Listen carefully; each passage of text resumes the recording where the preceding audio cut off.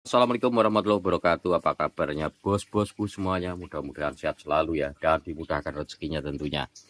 Jadi di kali ini di hadapan saya ada HP Realme Note 60X ya. RMX 39 berapa ya? Nah, RMX 3938. Nah, ini untuk kendalanya ini LCD-nya blank. Ceritanya udah pernah diganti tapi panas banget. Ini ada indikasi kapasitornya yang nge-short. Tapi biasanya kalau udah dibongkar, kalau LCD nggak ori itu biasanya agak gelombang ya. Makanya ini yang punya suruh ganti LCD yang baru lagi. Nah, sebelum untuk cara ganti LCD-nya, saya akan buatkan video untuk cara bongkarnya terlebih dahulu ya. Nah, untuk seri ini, untuk cara bongkarnya sebetulnya cukup mudah ya, seperti halnya handphone-handphone terdahulu. Tapi banyak yang bingung juga kalau memangnya nggak lihat tutorial, biasanya banyak dicongkel-congkel gitu ya. Padahal ini ada bautnya. Nah, untuk membongkarnya, nah seperti ini ya. Kita buka pakai penyayat bidang tipis.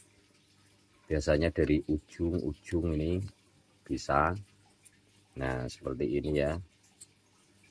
Nah, ini kalau udah dibuka, terbuka, ini bisa menggunakan juga pakai cutter juga nggak apa-apa. Yang penting bidang tipis lah yang bisa masuk ya.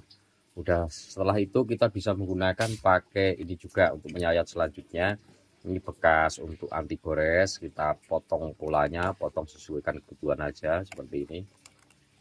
Nah, ini plastik pelindung anti gores, biasanya kalau beli anti gores dapat kayak gini nih. Ini agak tebel, kalau ada yang tipis, kalau ini agak tebel. Ini kuat untuk nyayat. Nah, untuk nyayatnya ini tadi udah dikasih lubang. Nah, kita tinggal masukkan aja seperti ini. Nah, dan ini kita sayat di bagian pinggirnya aja karena lemnya cuma di pinggir ya. Nah, di sini stop. Perlu diingat sampai sini stop. Karena di sini ada fingerprint, itu biasanya ada fleksibel. Jadi ini harus agak diangkat. Nah, seperti ini diangkat karena ini bukan kaca. Nah, udah nggak apa-apa, agak kencang aja nih. Kebetulan udah pernah dibuka, jadi agak lumayan lemnya nggak banyak, lumayan enak ini bongkarnya. Nah, diangkat, baru kita lanjutkan untuk nyayatnya keliling. Yang atas banyak lemnya ternyata. Nah, seperti ini sambil diangkat nggak apa-apa, dibantu pakai tangan ya, diangkat. Jangan takut-takut karena ini bukan kaca. Kalau ada yang tipe-tipe tertentu yang pakai kaca itu biasanya harus hati-hati, kalau ini tidak aman. Nah,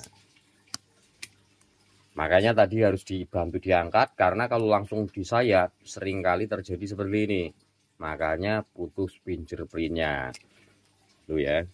Jadi ini perlu diperhatikan untuk menyayat backdoor bagian belakang, jangan sampai fingerprintnya terputus. Nah, untuk selanjutnya kita tinggal bongkar baut-bautnya ya. Ini bautnya banyak, jadi saya skip dulu videonya ya. Nanti dilanjutkan setelah saya selesai buka bautnya karena ini pakai obeng manual. Nah, ini bautnya udah saya bongkar semua. Dan untuk selanjutnya kita keluarkan untuk sim locknya. Tuh jarumnya di mana ini? Bentar, saya tak cari jarum. Oke, ini jarumnya udah ketemu. Langsung aja kita keluarkan untuk sim locknya. Nah, kartu SIM-nya kita keluarkan, kita amankan dulu karena ada kartunya punya orang, nanti kalau takutnya tercecer, kebingungan yang punya. Biasanya kartunya tak bawain sebetulnya. Nah, untuk membongkarnya kita bisa dari yang paling mudah itu biasanya dari lubang SIM lock ini ya. Bisa menggunakan kuku atau pakai pencongkel yang lain. Kalau saya bilang pakai kuku bisa, juga ini enggak begitu keras ya, lembut. Nah, kita buka klip-klipnya keliling. Seperti ini.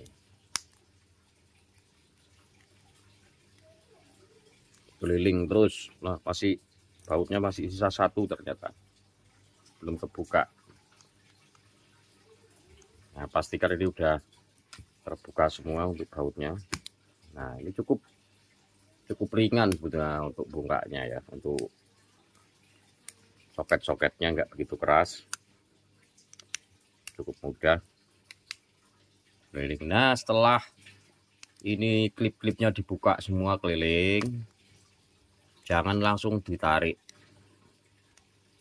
Ini ternyata bautnya belum keluar full, sebelah sini dan sebelah sini, karena tadi terkena lem ya, karena bekas lem yang lama. Nah, kalau udah seperti ini, udah kebuka klip-klipnya keliling, bautnya belum pada selesai nih, masih diputar-putar kena lem. Ini jangan langsung ditarik ya,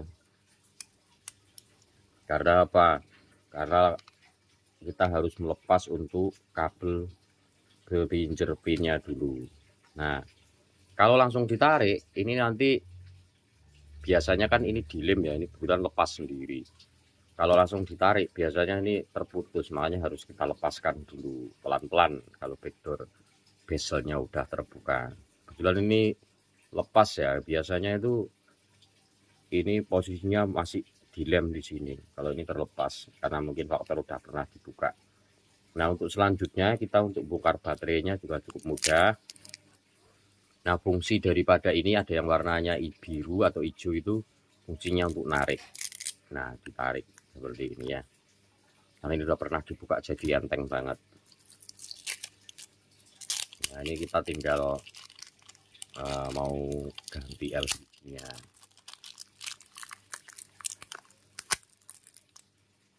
Nah, ini soketnya atas bawah, di jalur casan juga lewat jalur LCD ya.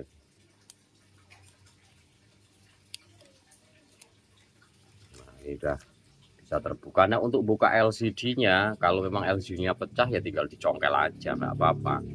Tapi kalau memang mau agak ringan ya dipanaskan pakai heater dulu atau pakai hair dryer.